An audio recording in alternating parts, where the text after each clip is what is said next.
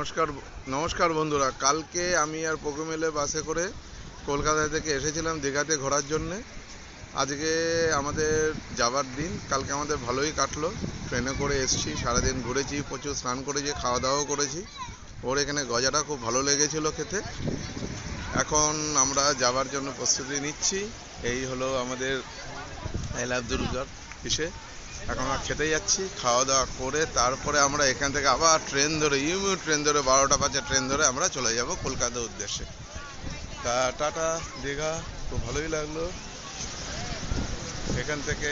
এই হলো পোগো কি, আচ্ছা, এই হলো বিভিন্ন জায়গাতে, সব জায়গা দেখে নাও কত সুন্দর লাগছে। এই হলো সমুদ্র, সব লোকেরা আনন্দ করছে সব রকম করে। বাহ, টাটা, ভালো থাকবেন আর চ্যানেলকে সাবস্ক্রাইব করবেন। ওকে।